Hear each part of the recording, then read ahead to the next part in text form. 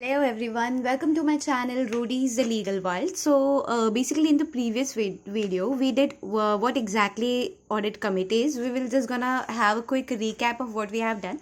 Very quick recap.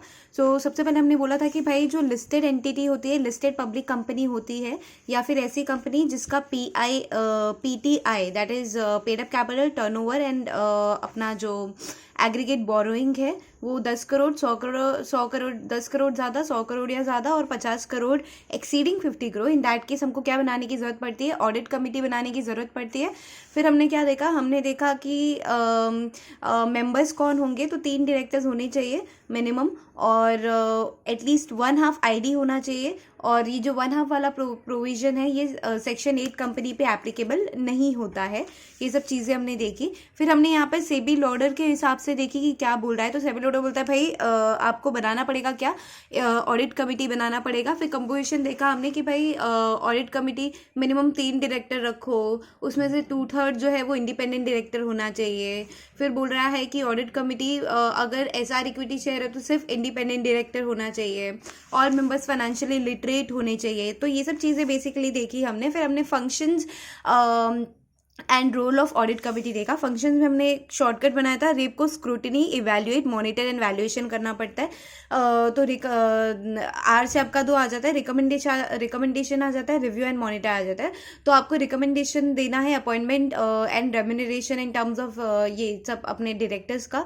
फिर हमने देखा था इंडिपेंडेंस क्या है ऑडिटर्स का, वो सब। फिर ये बाकी के पॉइंट्स थे जो हमने लास्ट वीडियो में कंक्लूड किए थे। एंड सिमिलरली हमने सेबी लोडर के हिसाब से फंक्शंस देखे थे। तो आज हम करने जा रहे हैं next part of this video which would B basically audit committee. ये भी हमने देख लिया था। अब हम करने जा रहे हैं इसका कोरम क्या होना चाहिए ऑडिट कमेटी का, और फिर हम देखेंगे कि पावर्स ऑफ ऑडिट कमेटी क्या है। So let's get started firstly with quorum of audit committee. So basically इसका बोलने का मतलब ये है कि सेबी लिस्टिंग रेगुलेशंस के हिसाब से ना मिनिमम नंबर ऑफ कोरम कितना होना चाहिए and minimum number of meetings कितनी होनी चाहिए वो बताया है। सो बोल रहा है that audit committee of listed entity shall meet at least, ये तो सब को पता होगा प्रोविजन की, एक साल में 4 बार मिलो, 4 बार मीटिंग रख लो और gap between 2 meetings has to be minimum, has to be not more than 120 days. मतलब मिनिमम 120 डेज का ही गैप आप रख सकते हो, 120 डेज से ज़्यादा गैप आप नहीं रख सकते हो। This was 18(2)A। 18(2)B quorum बताने की कोशिश कर रहा है। तो कोरम में बोल रहा है कि कोरम ऑफ ऑडिट कमेटी क्या होगा। वी अंडरस्टूड द फैक्ट कि मिनिमम 3 डायरेक्टर्स चाहिए as a member of audit committee.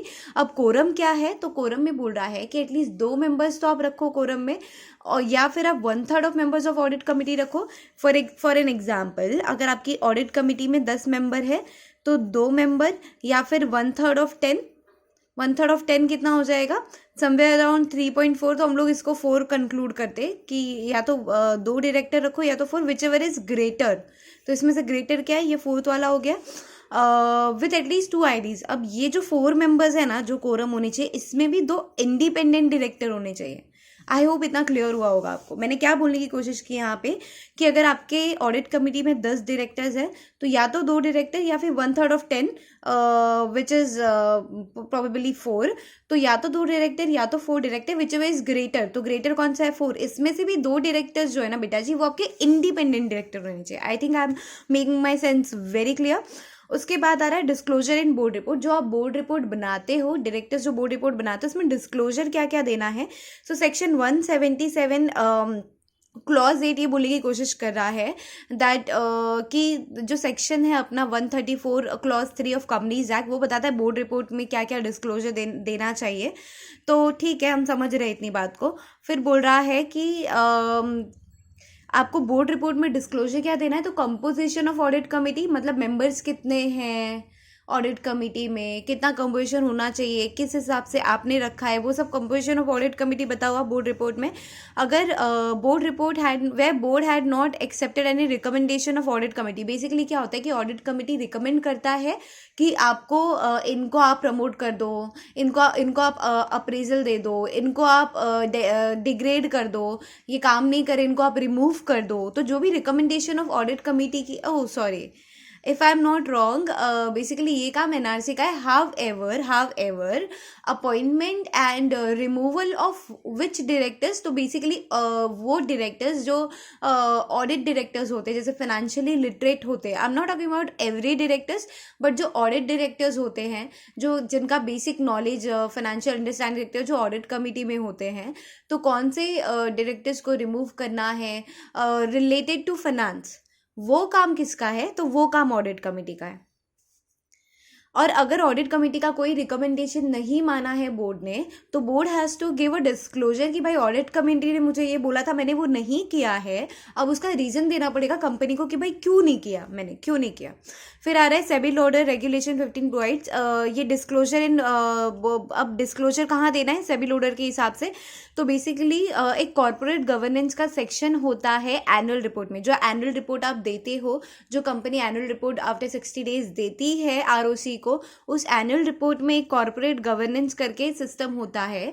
तो कॉर्पोरेट गवर्नेंस करके एक सेक्शन होता है. तो कॉर्पोरेट गवर्नेंस के सेक्शन में आपको सेबी लोडर के हिसाब से ये चीज़ें मेंशन करनी है, which is brief description of terms of reference. अब ये टर्म्स ऑफ रेफरेंस क्या है? टर्म्स ऑफ रेफरेंस वही है, नथिंग बट ये जो चीज़ें हमने पढ़ी थी ना यहाँ पर, दैट फंक्शंस क्या होंगे ऑडिट कमिटी के, तो वो टर्म्स ऑफ रेफरेंस में दिए हैं. दीज आर नथिंग, रेप को scrutiny, evaluate, monitor and valuation करना पड़ता है. These are nothing but terms of reference की. ये सारा काम किसका है बेटा जी? ये सारा काम ऑडिट कमिटी का है. तो ये जो काम है ना, ये जो कंपोजिशन है ना, ये आपको मेंशन करना पड़ेगा. Let me just get you to the right page. या तो ये आपको मेंशन करना पड़ेगा, डिस्क्रिप्शन देना पड़ेगा. टर्म्स ऑफ रेफरेंस मतलब क्या बोलने की कोशिश कर रहे हो आप, ये आपको कहाँ देना है? कॉर्पोरेट एनुअल रिपोर्ट में जो आपका कॉर्पोरेट गवर्नेंस का सेक्शन है वहाँ देना है. Then composition, name of members and chairperson. आपकी ऑडिट कमेटी का जो कंपोजिशन है, ठीक है, हम समझ रहे हो उतना. आप हमें नाम बताओ मेंबर्स का, और चेयरपर्सन कौन है, आप उसका कंपोजिशन बताइए, नाम बताइए. Meetings and attendance during the year. आपने कितनी मीटिंग्स रखी थी, कितने डायरेक्टर्स ने कितनी मीटिंग्स को अटेंड किया है, उसका जो बेसिक डिटेल है वो आप हमको ड्यूरिंग द ईयर बता दो. उस कहाँ बताओगे आप? कॉर्पोरेट गवर्नेंस के सेक्शन में. देन आता है further as per regulation 46 of the SEBI LODR, website of the company shall disclose at all time composition of various committees of board. Composition मतलब क्या होता है? बेसिकली इफिसी कंपोजिशन मतलब कि ये ऑडिट कमेटी है, इसमें 3 डायरेक्टर होने चाहिए. नॉमिनेशन एनआरसी कमेटी, इसमें 3 डायरेक्टर होने चाहिए, इसमें इतने डायरेक्टर है. हमारी कंपनी में इसमें इतने डायरेक्टर्स है. So this is nothing but composition of any committee for that matter. तो ये जो वाला जो पॉइंट है ना, ये सब में आते हैं. आपको एनआरसी में भी देखने को मिलेगा कि ये बोर्ड रिपोर्ट या फिर कॉर्पोरेट गवर्नेंस के सेक्शन में आपको डिस्क्लोज करना होता है कुछ चीज़ें कंपनी के हिसाब से और सेक्शन वाइज के हिसाब से. फिर let's get to the another topic which is power of audit committee. अब ऑडिट कमेटी आपने बना लिया, आपको ये नहीं लगता कि आपको पावर्स भी देनी चाहिए ऑडिट कमेटी को? भाई ऑडिट कमेटी बना तो रखा है हमने, उनका क्या पावर्स है? अगर कोई कमेटी आप बना रहे हो, उनका पावर्स क्या, उन करेंगे क्या, पावर्स क्या है, क्या क्या कर सकते हैं, क्या नहीं कर सकते हैं, वो तो आप बता दो. रोल्स एंड रिस्पॉन्सिबिलिटी बता दिया, पावर्स भी बता दो. तो section 177 clause 567 of companies act बोल रहा है कि मैं ये पावर्स दे रहा हूँ. और 18(a) एंड 18(b) हमने यहाँ किया था, विच इज़ फर्स्ट वॉज की मीटिंग्स के बारे में बताया था, और 18(b) आपको कोरम के बारे में बताया था. नाउ 18(c) जो है ना, वो आपको पावर्स ऑफ ऑडिट कमेटी के बारे में बताने की कोशिश कर रहा है सेबी लोडर का. ठीक है. सो सेक्शन 177 क्लॉज 5 क्या बोलने की कोशिश कर रहा है? That audit committee has the power to call for comments of auditors. मतलब ये बेटा जी कि कॉमन्स ऑफ ऑडिटर्स कॉल. अब आपको ऑडिटर्स के कमेंट्स किस लिए चाहिए? तो आपने इंटरनल कंट्रोल सिस्टम क्या होता है आपको पता है कि आपने को चैप्टर है, chapter number 13 if I am not wrong, कि इंटरनल कंट्रोल क्या होता है ना. इंटरनल कंट्रोल मतलब आपके कंपनी में दुनिया भर के प्रोडक्शंस हो रहे हैं, दुनिया भर के सॉफ्टवेयर है, तो दुनिया भर की इधर से उधर लीकेज ना हो जाए, कुछ फायरवॉल ना हो जाए, तो आपको एक इंटरनल कंट्रोल रखना पड़ता है कि आपका जो सिक्योरिटी है वो मेंटेन हो सके. तो इंटरनल कंट्रोल सिस्टम पे क्या वर्क हो रहा है, कैसा हो रहा है, कहीं इंटरनल कंट्रोल सिस्टम अपना खराब तो नहीं है, खराब है तो क्यों खराब है, तो ये सब कमेंट्स किसका चाहिए हमें, ऑडिटर्स का कमेंट्स चाहिए इस पे। स्कोप ऑफ ऑडिट, ऑडिट आपने जो किया उसका स्कोप क्या है, ऑब्जर्वेशंस ऑफ ऑडिटर्स क्या है, जो भी रिजल्ट आए उसमें ऑडिटर्स क्या ऑब्जर्वेशन देना चाहता है। Review financial statement, financial statement बना लिया, उसका रिव्यू तो करना पड़ेगा, दोबारा देखना पड़ेगा भाई कुछ गलत तो नहीं रह गया, तो ये सब काम किसका है, ये सब काम है ऑडिट कमेटी का ऑफ कोर्स। बट ये सब काम जो है ना, ये सब ऑडिट कमेटी के पावर है बेसिकली कि मैं ऑडिटर्स का कमेंट्स मांग सकूं कि भाई ये सब चीजें हो रही है क्या बराबर या नहीं, before their submission to the board of course. मतलब कि ये सब चीजें जब आप रिपोर्ट जब आप बोर्ड को सबमिट करने वाले हो उसके पहले आप मेरे पास आओ, मैं देखूंगा, मैं चेक कराऊंगा वापस बराबर है या नहीं। मैं also discuss related issues with internal and statutory auditors of the management and the company. समझ में आ रही इतनी चीज। 177B बोलने की कोशिश कर रहा है दैट जो टर्म्स ऑफ रेफरेंस हमने देखे ना ऊपर वाले, रेप को स्क्रूटिनी इवैल्यूएट वैल्यूएशन ये सब scrutiny evaluate monitor and valuation करना पड़ता है। तो ये जो टर्म्स ऑफ रेफरेंस हमने देखे हैं ना, तो ऑडिट कमेटी के पास पावर है कि वो इन्वेस्टिगेट कर सकता है कि भाई टर्म्स ऑफ रेफरेंस आपने कुछ गलत तो नहीं लिखा है तो आप उस पर अमल कर रहे हो या नहीं। फिर है power to obtain professional advice from external sources. मतलब ऑडिट कमेटी इनकेपेबल है कोई चीज़ करने में, उनको एक्सपर्ट का सोर्स लगेगा, उनको एक्सपर्ट की नॉलेज लगेगी, तो ठीक है आपके पास पावर है, आप एक्सपर्ट नॉलेज ले सकते हैं। Have full access information contain in the records of the company. मतलब कि कंपनी के रिकॉर्ड्स में जितने भी इंफॉर्मेशन है मेरे पास फुल एक्सेस है, मेरे पास मतलब किसके पास, ऑडिट कमेटी के पास फुल एक्सेस है कि ठीक है मैं देख सकता हूँ। नोबडी कैन से कि ऑडिट कमेटी प्लीज आप ये रिकॉर्ड से दूर रहो, नहीं, मेरे पास पूरा एक्सेस है। फिर है 177(7) the auditors of a company and KMP shall have right to be heard in the meeting of audit committee in case of auditors report but shall not have right to vote. अब ये क्या बोलने की कोशिश कर रहा है basically कि auditors of a company and KMP key managerial person shall have right to be heard in the meeting. मतलब आप जो मीटिंग रख रहे हो ना, मेरे को मीटिंग है कि मैं उसमें बोलना क्या चाह रहा हूँ, मैं अपना ओपिनियन क्या दे रहा हूँ, वो मेरे को हक है, वो मेरा राइट है। हावेवर मैं वोट नहीं कर सकता हूँ, मेरे पास राइट टू वोट नहीं है। तो ये auditors of a company and KMP shall have right to be heard in the meeting but auditors in KMP doesn't have right to vote in the meeting. I hope I am making sense. Similarly SEBI LODR क्या बोल रहा है, powers of audit committee बहुत similar है, same है, to investigate any activity within its terms of reference है या नहीं, कि टर्म्स ऑफ की एक्टिविटी आपको जो बोला है करने के लिए आप within term of reference रह के कर रहे हो या out of terms of reference जा रहे हो। Same point which we did here, same point है।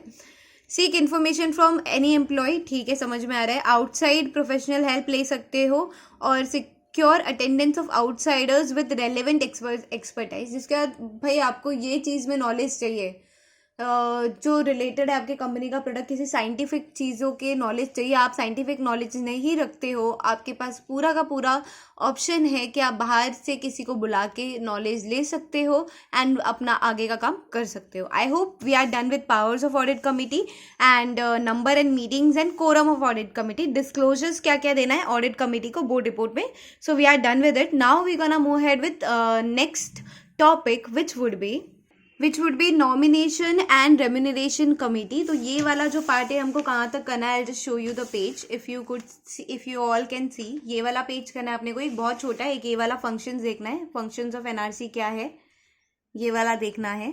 If you want you can just see this one, functions of NRC क्या है, बस ये 2 पेज ही है। उसके बाद आ गया अपना CSR कमेटी और नीचे आ गया स्टेक होल्डर रिलेशनशिप कमेटी यहाँ पर। तो बस NRC के लिए हमको ये 2 पेज ही करना है।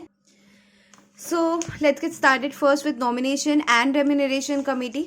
देखो सबसे पहले क्या बोलने की कोशिश कर रहा है, I hope I am making this visible to you all कि इसमें क्या है क्या नहीं। I hope this is visible to you now, I will go in deep maybe या।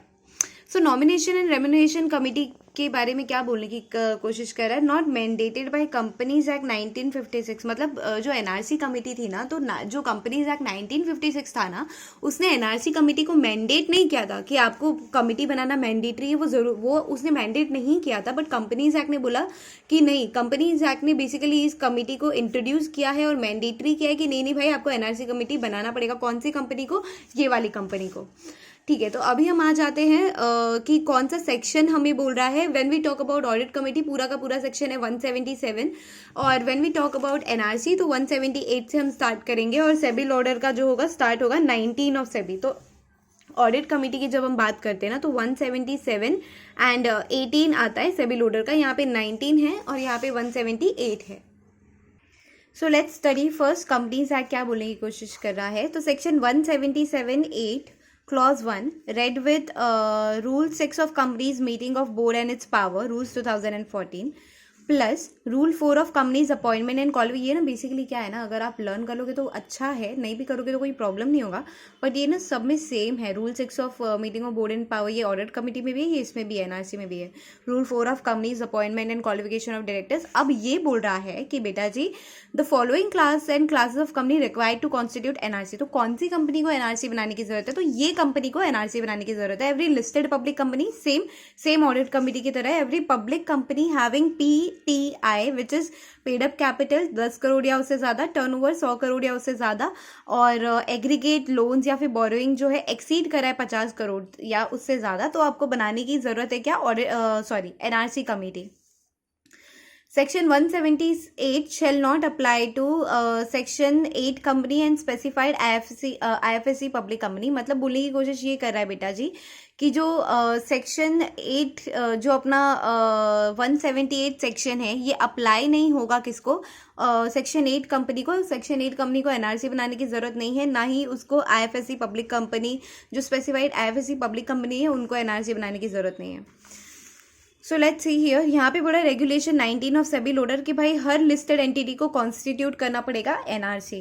फिर आते कंपोजिशन पे। कंपोजिशन क्या बोल रहा है, that NRC shall consist of 3 या फिर उससे ज्यादा non executive director, out of which half has to be independent director, provided chairperson of company, whether वो इंडिपेंडेंट डायरेक्टर है या नॉन एग्जीक्यूटिव डायरेक्टर है, can be member of NRC but cannot sit such chair. इसका मतलब हम देखेंगे क्या होता है। कंपोजिशन में सिर्फ और सिर्फ इतना बोला है कि एनआरसी कमेटी आप जो बना रहे हो ना, लेट्स से कंपनी है रोशनी लिमिटेड, अगर रोशनी लिमिटेड कंपनी है तो रोशनी लिमिटेड जो है ना वो ये क्राइटेरिया मीट कर रही है, मैं या तो मैं लिस्टेड पब्लिक कंपनी हूँ या तो मैं एक ऐसी पब्लिक कंपनी हूँ जिसका PID एक्सीड हो रहा है विद द फॉलोइंग लिमिट्स, तो मुझे एनआरसी बनाना पड़ेगा। अभी ना तो मैं सेक्शन 8 कंपनी हूँ, ना ही मैं स्पेसिफाइड IFSC पब्लिक कंपनी हूँ, तो मेरे को एनआरसी बनाना पड़ेगा। अब मेरे को अगर एनआरसी बनाना है तो मुझे कितने डायरेक्टर्स रखने पड़ेंगे और कौन से डायरेक्टर्स रखने पड़ेंगे, क्या कोई भी डायरेक्टर चलेंगे क्या, तो नहीं, यहाँ पे मेरे को मिनिमम 3 या फिर उससे ज्यादा डायरेक्टर्स रखना है, and I have to make sure that all those 3 directors या फिर उससे ज्यादा जो मैं रख रही हूँ has to be non independent director, because criteria ही यही है कि एनआरसी कमेटी में आपको नॉन एग्जीक्यूटिव डायरेक्टर रखना है, क्योंकि एग्जीक्यूटिव डायरेक्टर रखोगे तो कहीं ना कहीं उसका इंटरेस्ट आ जाएगा, कहीं ना कहीं वो बोल देगा कि भाई इसको बनाओ, इसको प्रमोशन दो, क्योंकि इस कमेटी का तो काम ही होता है ना अप्रेज करना, प्रमोट करना, और यही रिकमेंडेशन देती है बोर्ड को। तो 3 या उससे ज्यादा नॉन एग्जीक्यूटिव डायरेक्टर होना चाहिए, और उसमें से हाफ जो है टू बी इंडिपेंडेंट डायरेक्टर। तो इतना समझ में आया कि 3 या उससे ज्यादा डायरेक्टर, तो इसमें क्या हो गया, लेट्स से 10 डायरेक्टर है, 10 नॉन एग्जीक्यूटिव डायरेक्टर है, अब 5 डायरेक्टर तो आपके कम से कम इंडिपेंडेंट डायरेक्टर होने चाहिए उसमें से। चेयरपर्सन ऑफ कंपनी, अब जो आपकी रोशनी लिमिटेड का जो चेयरपर्सन है ना, आई डोंट केयर कि वो इंडिपेंडेंट डायरेक्टर या नॉन एग्जीक्यूटिव डायरेक्टर है, बट वो जो भी है वो चेयरपर्सन ना वो मेंबर बन सकता है एनआरसी का, but he can not be the chairman of that NRC committee. I hope it's clear.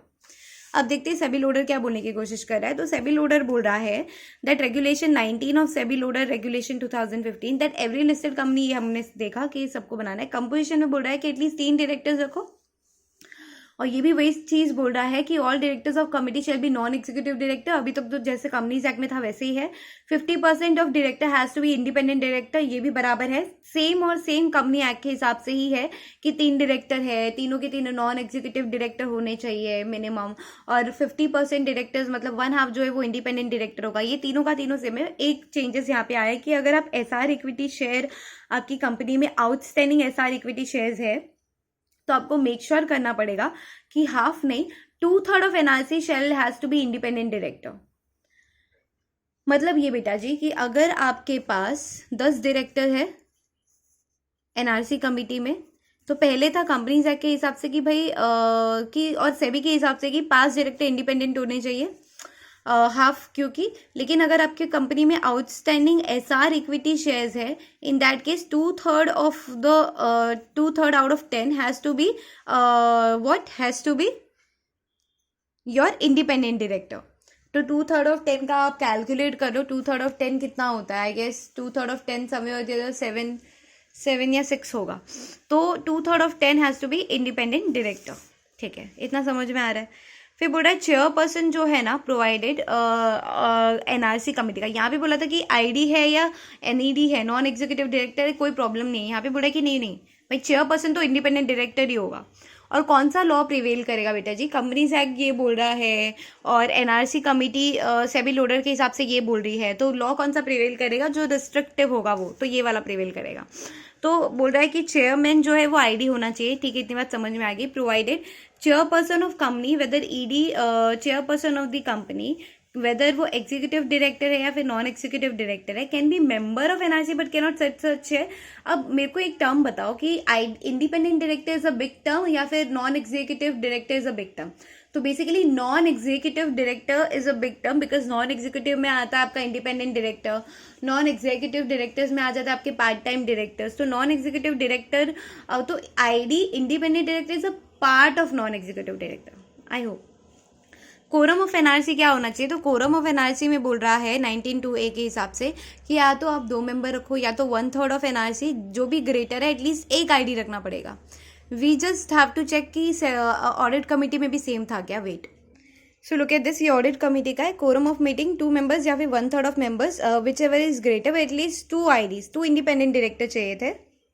और यहाँ के कोरम में ये बोलने की कोशिश कर रहा है कि 2 मेंबर या 1/3 दोनों में से जो भी ज़्यादा है, लेकिन एक इंडिपेंडेंट डायरेक्टर होना चाहिए। ये मैंने लास्ट टाइम भी एक्सप्लेन किया था, अभी भी एक्सप्लेन कर देती हूँ। लेट्स से आपकी एनआरसी कमेटी में 10 मेंबर है, उसमें से 2 या फिर 1/3, 1/3 कितना हो जाएगा, लेट्स से 1/3 आपका हो रहा है 3 डायरेक्टर, दोनों में से ग्रेटर कौन है 3, तो 3 डायरेक्टर। अब इसमें से मेक श्योर कि एक डायरेक्टर जो है ना वो आईडी होना चाहिए, दैट इज इंडिपेंडेंट डायरेक्टर होना चाहिए। फिर बोल रहा है दैट जो एजीएम है, एजीएम में चेयरमैन ऑफ एनआरसी को भी प्रेजेंट होना पड़ेगा शेयर होल्डर्स की क्वेरी को आंसर करने के लिए। साल में एक बार एनआरसी कमेटी आप लोग मिल लो।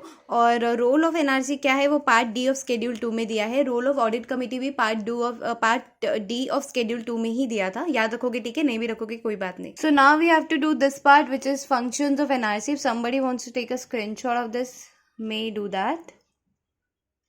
I'm just giving a quick second. I hope it's clear. Alright, so let's get started. Now functions of NRC क्या है, तो functions of NRC सेक्शन 178 के हिसाब से क्या है और functions of NRC अपना सेबी लोडर के हिसाब से क्या है. So let's do that.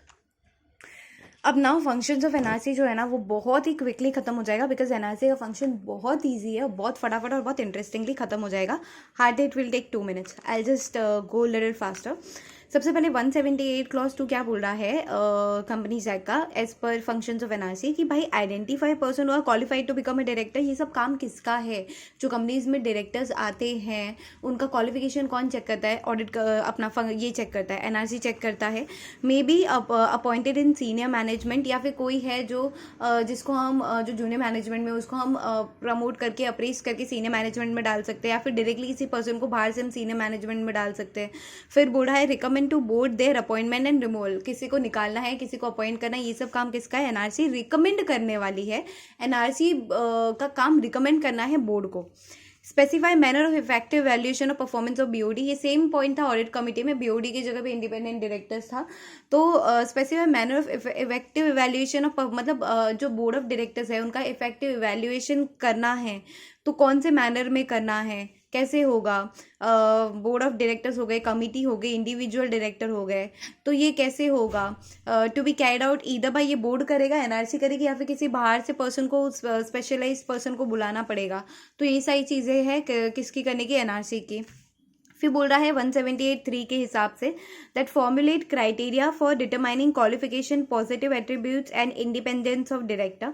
मतलब आप एक ऐसा क्राइटेरिया बताओ जो डिटरमाइन करेगा कि क्वालिफिकेशंस क्या होना चाहिए, पॉजिटिव एट्रीब्यूट्स क्या होने चाहिए एंड इंडिपेंडेंस ऑफ डायरेक्टर किसको बोलते हैं हम लोग। ये काम किसका रहेगा, ये एनआरसी का रहेगा, प्लस रिकमेंड करेगा बोर्ड ऑफ डायरेक्टर को अबाउट रेम्यूनरेशन ऑफ डायरेक्टर्स, इधर employee and KMP. So while formulating policy committee shall consider the following, कि जब मैं रेम्यूनरेशन कर रहा हूँ ना, तो मैं क्या बेसिस पे रेम्यूनरेशन दे रहा हूँ। तो फर्स्टली कंपनीज एक्ट का सेक्शन 198 बताता है रेम्यूनरेशन कैसे देना है, लेकिन एनआरसी कमेटी को ये मेक श्योर करना है कि रीजनेबल होना चाहिए। मैं जो भी मैं बोल रहा हूँ कि ये रेम्यूनरेशन मैं आपको दे रहा हूँ रीजनेबल होना चाहिए, सफिशिएंट टू अट्रैक्ट होना चाहिए। ऐसा नहीं कि आप ऐसा रेम्यूनरेशन रख रहे हो कोई डायरेक्टर आना ही नहीं चाह रहा है, तो अट्रैक्ट करना चाहिए एंड रिटेन करना चाहिए। मतलब कोई डायरेक्टर बोल रहा है कि भाई इन लोग का रेम्यूनरेशन बहुत खराब है, मैं तो जा रहा हूँ, तो रिटेन होने के लिए आप उसको रिटेन कर सको कंपनी में, तो ऐसा कुछ रेम्यूनरेशन रखो, मोटिवेट हो सके डायरेक्टर्स, ऐसा कुछ रेम्यूनरेशन रखो of the quality required to run the company. ठीक है। So relationship of remuneration to performance, मतलब क्या आप रेम्यूनरेशन आप देखो ना पहले परफॉर्म क्या कर रहा है। ऐसा तो नहीं वो 10 रुपये का काम कर रहा है आप उसको 10 लाख देने की कोशिश कर रहे हो। तो क्लियर प्लस मीट बेंचमार्क, मतलब वो उसको जो काम दिया है ना डायरेक्टर्स को, he has to meet the benchmark. ठीक, ऐसा नहीं हो कि हम समझ रहे कि 90% इफेक्टिव है इसलिए हम उसको जो काम दे रहे हैं और वो कर रहा है 10% का काम, तो वैसा नहीं होना चाहिए। Remuneration to directors, KMP, senior management involves balance between fixed and incentive pay, reflecting short and long term policy objective. इसका मतलब क्या होता है कि balance between fixed and incentive पे होना चाहिए, कि ये आपका फिक्स्ड पे है, लाइक 12 लाख आपका फिक्स्ड अमाउंट ऑफ पेमेंट है, और इंसेंटिव्स आपको ये बेसिस पे इतना मिल सकता है, तो इसमें बैलेंस बना के रखो। Disclosure in board report and website as पर कंपनीज एक्ट 13। अब बोर्ड रिपोर्ट में क्या डिस्क्लोजर दोगे कंपनीज एक्ट के हिसाब से, तो ये सेम आई थिंक हमने इसमें किया था ऑडिट कमेटी में, लेट्स से वही है क्या। तो if company cover under section 178 clause 1 which is this 178(1) इसको बोलेंगे हम लोग कि एवरी लिस्टेड कंपनी होनी चाहिए और एवरी कंपनी जिसका PIT इतना होगा।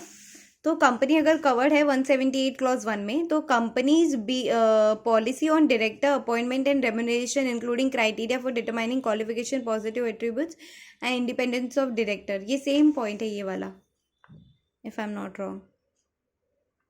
Criteria for determining quality positive attributes, कहाँ है वो पॉइंट अपना, ये वाला क्वालिफिकेशंस पॉजिटिव एट्रीब्यूट्स। तो बेसिकली ये आपको मेंशन करना पड़ेगा अपने बोर्ड रिपोर्ट में भी। सो फंक्शंस ऑफ एनआरसी करेंगे एज पर part D of schedule 2 of SEBI LODR. तो ये पॉइंट सेम है ये वाला, that identify person who are qualified to become directors plus may be appointed senior management recommend to board about their appointment and removal, ये point same है। फिर बोल रहा है formulate criteria for evaluation of performance of independent director and board, ये भी point same है। Devising a policy on diversity of board of director, इसका मतलब क्या हो जाएगा basically, devising a policy on diversity of board of directors, मतलब board of directors में भी डाइवर्सिटी है, कमिटीज़ में डाइवर्सिटी है, तो पॉलिसी को भी उस हिसाब से आप डिवाइस कर लो। whether to extend the terms of independent director as per report of performance evaluation of independent director। मैंने independent directors का भी चार्ट बनाया हुआ है, that comes under chapter which is board effectiveness में आ जाता है वो independent director। तो if anybody wants to see the chapter board effectiveness, they can subscribe my channel and see the coming videos। I'm gonna add up board effectiveness, then I'm gonna add up board resolution, जो SS1 है, SS2 है, board process through SS1 SS2। तो board वाला जितना भी part है मैं पूरा का पूरा चार्ट बना के कवर करने वाली हूँ। सिमिलरली ऑल्सो मैं रिस्क मैनेजमेंट का पूरा चैप्टर कवर करने वाली हूँ, इंटरनल कंट्रोल का पूरा चैप्टर कवर करने वाली हूँ, देन रिपोर्टिंग का पूरा चैप्टर कवर करने वाली हूँ। अप्रॉक्स अगर कोई मेरे चैनल पे रहता है सब्सक्राइब करके, तो दे कैन सी कि मैं आपके GRMC का अप्रॉक्स 80% पार्ट सेल्फ स्टडी के थ्रू कवर करने वाली हूँ। तो जो भी बच्चे सेल्फ स्टडी कर रहे हैं, क्लासेस नहीं जा रहे, they can surely go ahead with my videos with 100% surety कि कुछ भी गलत इन्फॉर्मेशन नहीं है। अप्रॉक्स 100% मॉड्यूल कवरेज है। मॉड्यूल में से एक क्वेश्चन भी नहीं छूटा है, एक भी नहीं। मैंने कुछ ना कुछ सबका शॉर्ट फॉर्म करके बना के रखा हुआ है ताकि हम क्लियरली अच्छे से ये कर सके। जो मॉड्यूल रीड करने में मुझे अप्रॉक्स 30 पेजेस 40 पेजेस रीड करने में टाइम लगता है, फिर नोट्स बनाने में टाइम लगता है, तो this is very easier for you to understand this within 40 minutes 30 minutes as the case may be. तो ये आपके लिए बहुत ईजी है, but I have to really work hard on all this. So I hope if you like the video, you also liking it, and if you dislike, you also can dislike it. Not an issue. Alright, तो functions of NRC में हम क्या बोल रहे हैं बेटा जी कि ठीक है, इतना चीज़ें सेम समझ में आ गई कि whether to extend terms of ID basically एक 5 साल का होता है, उसको मैक्सिमम टू मैक्सिमम दूसरे 5 साल के लिए एक्सटेंड कर सकते हो। तो वो आप एक्सटेंड करोगे या नहीं, वो चेक करने का काम होता है एनआरसी कमेटी का। ये 2 पॉइंट सेम है, 5वां 6वां ये वाला पॉइंट है, which is formulate criteria for determining qualifications, positive attributes and independence of director. And आप रिकमेंड करो बोर्ड ऑफ डायरेक्टर को about remuneration of director, KMP and employee. तो ये वाला एक पॉइंट है यहाँ पर, और recommendation board about remuneration of director KMP, ये दूसरा पॉइंट बन जाता है। फिर आ गया disclosure in board report and website as per SEBI. So disclosure in board report क्या होता है बेटा जी? That brief description of terms of reference. Same चीज़ें आ गई। टर्म्स ऑफ रेफरेंस मतलब क्या कि बेसिकली जो फंक्शंस है, जो टर्म्स ऑफ रेफरेंस है एनआरसी कमेटी के, तो आप उसका डिस्क्रिप्शन दो कि ये काम है, ये एनआरसी को देखना है। तो जो भाई बोर्ड रिपोर्ट पढ़ के भी लोगों को समझ में आएगा कि ठीक है, इसके लिए मुझे एनआरसी के पास जाना है। कंपोजिशन मैंने आपको कहा था ऑडिट कमेटी में भी सेम है। Composition, name of members and chairperson, meeting and attendance during the year कितना है, performance evaluation criteria for independent director. ठीक है, एज पर रेगुलेशन 46 आप वेबसाइट पर डाल दो। At all times composition of various committee of board of director. तो basically ये वाला जो पार्ट है ना, if you all can see this is as same as audit committee, not similar, as same as audit committee. फिर यहाँ पे बोलने की कोशिश कर रहा है that section 178 clause 2, 3, 4 shall not apply to government company except with regard to appointment of senior management and other employees. अब ये क्या बोलने की कोशिश कर रहा है बेटा जी कि ये जो सेक्शन 178 का 8 जो क्लॉज है उसका 2 which is this one, then 3 which is this one, and 4 I guess are not mentioned here. 2, 3, 4 भी होगा कुछ। Let me just check. So I have just check, this is your 178(4). I just write it here, may be I have this is visible.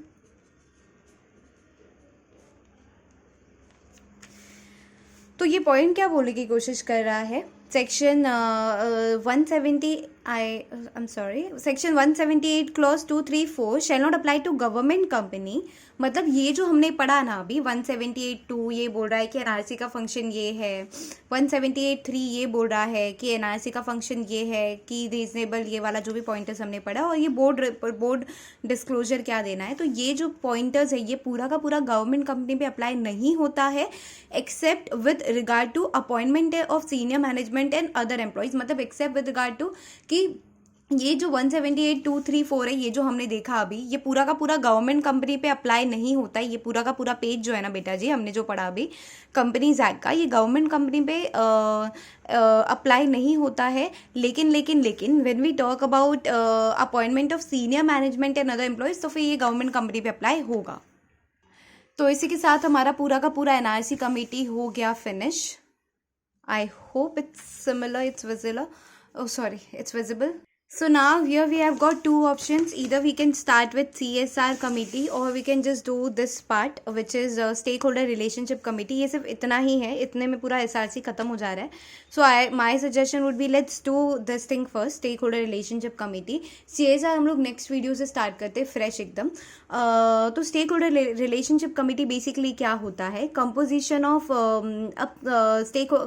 इसको मैं SRC बोलने वाली हूँ because मैं short form use करती हूँ काफ़ी ज़्यादा। तो एसआरसी क्या बोलने की कोशिश कर रहा है, अब जो सेक्शन 178(4) था ना, वो यहाँ पे एनआरसी तक खत्म हो गया था, पीछे जो हमने देखा था सेक्शन 178(5) से चालू हो रहा है अपना एसआरसी। तो अब ये एसआरसी में कंपोजिशन क्या होगा वो बताने की कोशिश कर रहा है। कंपनीज एक्ट, तो board of director of a company consist of more than अच्छा ये क्या है देखो, so board of director of a company which consist of more than 1000 share holder, debenture holder, deposit holder या फिर अदर सिक्योरिटी होल्डर। मतलब ऐसी company जिसमें 1000 से ज़्यादा शेयर होल्डर्स है, डिबेंचर होल्डर्स है, डिपॉजिट होल्डर्स है, अदर सिक्योरिटी होल्डर्स है। तो ऐसी कंपनी के बोर्ड ऑफ डायरेक्टर्स को at any time during the financial year shall constitute SRC, जिसका चेयरमैन होगा वो नॉन एग्जीक्यूटिव डायरेक्टर होगा। I repeat myself once again, when we talk about composition of SRC, इसका मतलब क्या होता है, जब आपकी कंपनी में 1000 से ज़्यादा स्टेक होल्डर्स है कि या फिर फाइनेंशियल ईयर में जब भी हो रहे हैं, तो आपको तुरंत मेंटेन करना पड़ेगा एक committee which is SRC, stake holder relationship committee. तो इसका जो चेयरमैन होगा एसआरसी का वो होगा नॉन एग्जीक्यूटिव डायरेक्टर। हमने सिमिलर कहीं तो पढ़ा था, let me check. If you see, तो एनआरसी में बोला था कि सेबी लोडर के हिसाब से जो चेयरपर्सन होगा वो इंडिपेंडेंट डायरेक्टर होना चाहिए, और एसआरसी बोल रहा है कि जो अपना स्टेक होल्डर रिलेशनशिप कमेटी है वो बोल रहा है कि चेयरमैन जो है वो नॉन एग्जीक्यूटिव डायरेक्टर होना चाहिए। अब सेबी लोडर आ गया यहाँ पे। सेबी लोडर क्या बोलने की कोशिश कर रहा है, इतना ही दिया है कंपनीज एक्ट में एसआरसी के बारे में। सेबी लोडर बोलने की कोशिश ये कर रहा है दैट लिस्टेड एंटिटी कॉन्स्टिट्यूट करेगी SRC to look at various aspects of interest of stakeholders. Stakeholder का जो भी इंटरेस्ट है, ट्रांसमिशन हो गया, शेयर्स ट्रांसफर कर रहे हो, डुप्लीकेट सर्टिफिकेट देना है, वोटिंग राइट्स कुछ अफेक्ट हो रही है किसी की, तो ये सब जब काम रहता है ना, तो बेसिकली जो शेयर होल्डर्स हो गए ये लोग जाएंगे किसके पास, एसआरसी के पास जाते हैं। तो चेयरपर्सन इसका भी नॉन एग्जीक्यूटिव डायरेक्टर होना चाहिए सेबी के हिसाब से, ठीक है। एटलीस्ट 3 डायरेक्टर्स होने चाहिए जिसमें से एक इंडिपेंडेंट डायरेक्टर होना चाहिए। ये सिमिलर टू एनआरसी है, एनआरसी में भी सेम है, same. In case of outstanding SR equity shares 2/3 independent होना चाहिए, तो याद ही हो गया। The chairperson of SRC shall present at AGM to answer queries. SRC shall meet once in a year and role of SRC specified in part D of schedule 2 of SEBI LODR. ये same as NRC. If I just can show you guys, see this is NRC का,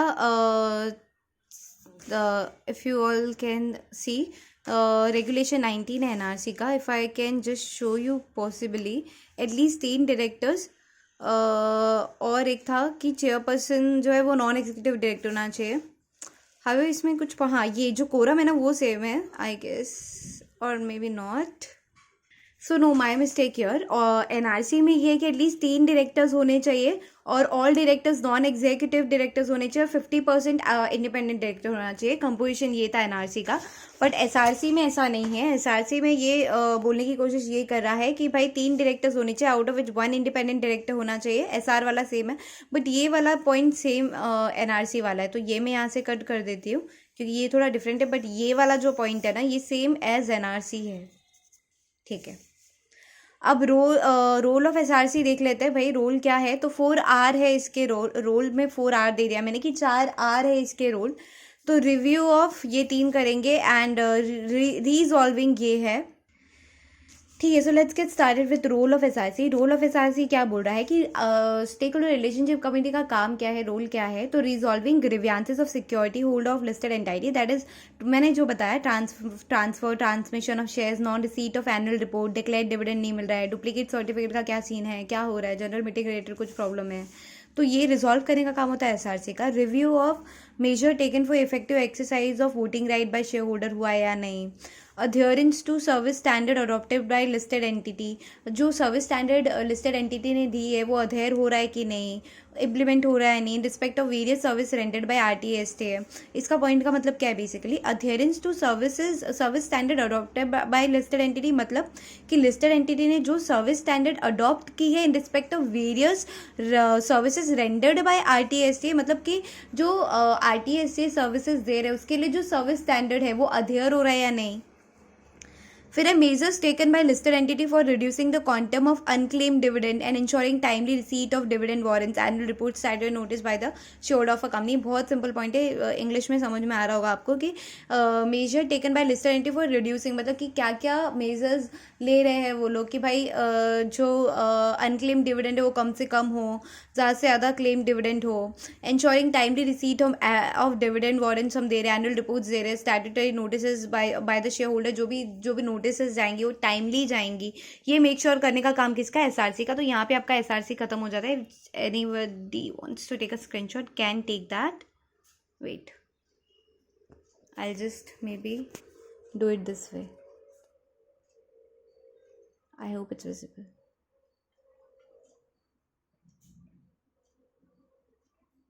alright, so next video में हम करने वाले सिर्फ और सिर्फ इतना part, if you all can see. ये पूरा पेज हम करने वाले हैं विच इज़ वेरी इजी। ये वाला पार्ट बहुत इजी है, कुछ भी नहीं है इसमें, बहुत बेसिक है। नीड फॉर कमिटीज़ क्या है, तो if you all can see ये चैप्टर आउटलाइन मैंने दिया है मॉड्यूल के हिसाब से।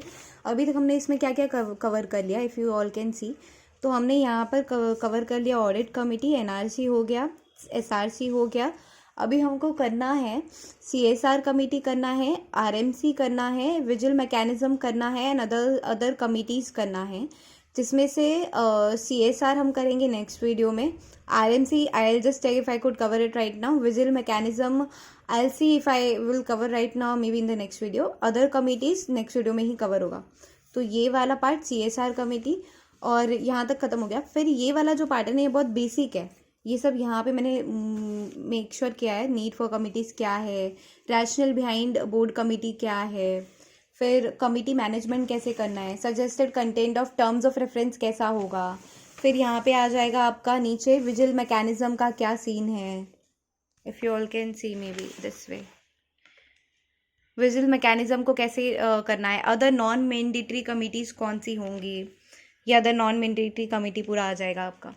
तो इतना पार्ट हमको कवर करना है नेक्स्ट वीडियो में। I just see if I could cover right now vigil mechanism because it's very short. So let's get started with vigil mechanism. Vigil mechanism क्या होता है बेटा जी, मैंडेटरी है एज पर companies act and SEBI LODR के हिसाब से। तो कंपनीज एक्ट का जो सेक्शन 177 है, रेड विथ रूल 7, अभी तक रूल 6 आया था, अभी रूल 7 आ गया, वो विजिल मैकेनिज्म के साथ डील करने के लिए बोल रहा है विजिल मैकेनिज्म के साथ विजिल मैकेनिज्म करना इंपॉर्टेंट है और मैंडेटरी भी है। Regulation 22 deals with vigil mechanism. तो बेसिकली ऑडिट कमिटी जो था यहाँ पे,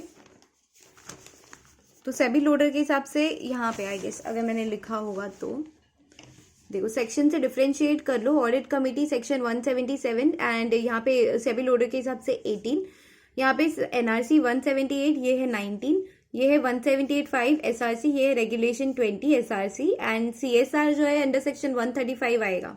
और आपका आरएम जो है रिस्क मैनेजमेंट कमिटी वो आएगा रेगुलेशन 21 से। तो ये बेसिकली अब जो आपका है विजिल मैकेनिज्म वो सेबी लोडर के हिसाब से आएगा रेगुलेशन 22 में। तो अब देखते हैं क्या बोलने की कोशिश कर रहा है ये। पूरा का पूरा इतना ही पार्ट है, सिर्फ इतना ही है, इतना ही कवर करना है अभी, दैट्स इट। अब यहाँ पे आपका बेटा इस्टेब्लिशमेंट ऑफ विजिल मैकेनिज्म। तो यहाँ पे वो क्या बोलने की कोशिश कर रहा है कि every listed company and company belonging to particular class. तो कौन सा class, company which accept deposit from public, या फिर कंपनी जिसका बोरोइंग फ्रॉम बैंक या फिर PFI in excess of 50 crore है, they have to make sure that they have to establish vigil mechanism for what, ताकि जो डायरेक्टर्स और एम्प्लॉई है वो लोग रिपोर्ट कर सके जेन्युइन कंसर्न्स एंड ग्रीवियंसेस। तो विजिल मैकेनिज्म बनाया ही इसलिए है, और कौन बनाएगा, तो वो कंपनी जो पब्लिक डिपॉजिट एक्सेप्ट कर रही है, या फिर वो कंपनी जो जिसने बैंक से बोरो किया हुआ है मनी, बैंक या फिर पब्लिक फाइनेंशियल इंस्टीट्यूशन से इन एक्सेस ऑफ ₹50 करोड़, वो कंपनी को विजिल मैकेनिज्म बनाना ज़रूरी है ताकि जो जेन्युइन कंसर्न है वो रिपोर्ट हो सके। सेकेंड पॉइंट बोलने की कोशिश कर रहा है, company which is required to constitute audit committee shall oversee vigil mechanism. मतलब कंपनी जो ऑडिट कमिटी है ना, कंपनी ऐसी जिसको ऑडिट कमिटी बनाना ज़रूरी है, तो कौन सी company, every listed company and ऐसी क्लास ऑफ कंपनी जिसका PIT which is paid up capital then PTI sorry turnover, and अपन ने पढ़ा था इन एग्रीगेट जो बोरिंग एक्सीड 50 करोड़। तो ऐसी कंपनी जिनको ऑडिट कमेटी बनाना ज़रूरी है, वो जो ऑडिट कमेटी है ना वही ओवरसी करेगी, मतलब वही विजिल मैकेनिज्म का भी काम देखेगी। ओवरसी मतलब वही ऑडिट कमेटी के साथ साथ ओवरसी करेगी विजिल मैकेनिज्म का काम through the committee. Any interested member of audit committee shall not be a part of it. कोई interested member है प्लीज़ आप विजिल मैकेनिज्म का पार्ट मत बनो। अगर अदर कंपनीज है जिनको ऑडिट कमेटी बनाना ज़रूरी नहीं है, they shall BOD shall nominate a director to play a role of audit committee for the purpose of vigil mechanism to whom the director employee depose. अगर कोई कंपनी है जिसको audit committee बनाना ज़रूरी नहीं है तो बोर्ड ऑफ डायरेक्टर क्या करेगा, नॉमिनेट करेगा एक डायरेक्टर को कि भाई तू विजिल मैकेनिज्म का काम संभाल। Simple. Vigil mechanism shall provide adequate safeguard against victimization of employee and director who avail vigil mechanism VM पढ़ते हैं इसको, provide direct access to chairperson। इसका क्या मतलब हुआ कि विजिल मैकेनिज्म का काम क्या है, मोटो क्या है। तो विजिल मैकेनिज्म इसलिए है कि आप एडिक्वेट सेफगार्ड जो एम्प्लॉय जो डायरेक्टर कंसर्न रेज कर रहा है, ऐसा ना हो कि बाहर मतलब उसको ही नौकरी से निकाल दिया जाए। अगर आप किसी बड़े ऑफिसर के खिलाफ कंप्लेंट कर रहे हो, उसका इतना पावर है, वही आपको बोल रहा है ठीक है इसको निकाल दे ऑफिस से, तो वो नहीं होना चाहिए। एडिक्वेट सेफगार्ड मिलना चाहिए डायरेक्टर्स एंड एम्प्लॉय को, एंड चेयरपर्सन के साथ उसका डायरेक्ट एक्सेस रखना पड़ेगा। मतलब कि ऐसा नहीं हो कि आप उसको बोल रहे हो पहले इसके पास जाओ, फिर इसको फॉलो करो, फिर इसको फॉलो करो। चेयरपर्सन के साथ जो पर्सन कंसर्न रेज करे उसका डायरेक्ट एक्सेस होगा चेयरपर्सन के पास। इफ़ रिपीटेड फ्रिवलेस कंप्लेंट्स है, बहुत रिपीटेड कंप्लेंट्स आ रही है किसी डायरेक्टर या फिर एम्प्लॉय के खिलाफ, देन आप उसको क्या कर सकते हो, आप सुटेबल एक्शन ले सकते हो with concern director employee including reprimand. Reprimand मतलब क्या होता है, फटकार लगाना, आप उसको डांट फटकार भी लगा सकते हो। यहाँ पे आपका विजिल मैकेनिज्म खत्म हो गया। Now look at this one, RMC बहुत छोटू सा पार्ट है, इतने में पूरा का पूरा आरएमसी, ये वाला जो बॉक्स दिख रहा है ना, इतने में पूरा का पूरा आरएमसी खत्म हो गया है। अब आरएमसी क्या बोलने की कोशिश कर रहा है, that constitution of RMC not described in companies act 13, कि कॉन्स्टिट्यूट कैसे करना है, कितने मेंबर्स होने चाहिए, कंपनीज एक्ट ने नहीं मेंशन किया है। However, regulation 21 of SEBI describes like how to deal with RMC, risk management committee क्या है, कैसे डील करना है। So the board of directors shall constitute RMC, major number of RMC shall constitute of board of director, मतलब जो board of director है ना उसमें से major number of directors को डाल दो, बन गई committee. In case outstanding SR equity share है तो 2/3 of that member has to be independent director, समझ रहा है। चेयरपर्सन ऑफ RMC जो है ना shall be member of board. इतना तो एक पॉइंट तो आप याद रखो कि ऑडिट कमेटी में भी ये सेम है, सेबी लोडर के हिसाब से NRC में भी सेम है। SR इक्विटी शेयर है तो 2/3 of member has to be ID, और यहाँ पे भी सेम है, RMC में भी सेम है और SRC में भी सेम है। तो ये पॉइंट एक पॉइंट सिमिलर है, आप जो भी आ रहा है क्वेश्चन एक क्वेश्चन में ये तो लिख ही सकते हो। फिर आ गया chairperson of RMC shell be member of board of director. अब हर तरफ था चेयरपर्सन नॉन एग्जीक्यूटिव डायरेक्टर होना चाहिए, कहीं था चेयरपर्सन इंडिपेंडेंट डायरेक्टर होना चाहिए। RMC एक इकलौता एक ऐसा सेक्शन है जो बोल रहा है कि भाई आपका जो चेयरपर्सन है ना there has to be member of board. वो बोर्ड BOD का कोई भी मेंबर हो चलेगा, वो चेयरपर्सन बन सकता है। मेंबर्स ऑफ RMC कौन होंगे, तो it they may be senior executives if listed entity may be of listed entity may be member of RMC, मतलब कोई भी सीनियर एग्जीक्यूटिव भी बन सकते हैं मेंबर ऑफ RMC को meet once in a year करना पड़ेगा। Board of director shall defines role and responsibilities of RMC and में delegate monitoring and reviewing of risk management plan. ठीक है, RMC provision shall be applicable to top 500 listed entities as per market capitalisation. Basically जो होता है उसके हिसाब से जो टॉप 500 लिस्टेड एंटाइटीज होती है, तो ये प्रोविजन की इन कंपनियों को RMC बनाना है, ये इस पे एप्लीकेबल करता है। So I hope we are done with it. Rest अब नेक्स्ट वीडियो में हम यहाँ से स्टार्ट करेंगे which is CSR committee. CSR committee ज़्यादा नहीं है, बस ये एक पेज है और ये इतना है, दैट्स इट। इसमें पूरा का पूरा CSR कवर्ड है। तो नेक्स्ट हम यहाँ से स्टार्ट करेंगे CSR से। I hope you like my video. If you like it, please just share, subscribe, and just share my video as much as you can, because the motto of this channel, I'm doing this is just to make sure that I'm spreading the knowledge, and all the students who are doing the self study, they can get benefited from it, and those students who cannot really afford the higher fees, they can afford, they can, you know, use my video and get the benefit out of it. So this is the only motto behind what I'm doing. So I hope you appreciate, and like, subscribe, and share it as much as you can. Thank you everyone.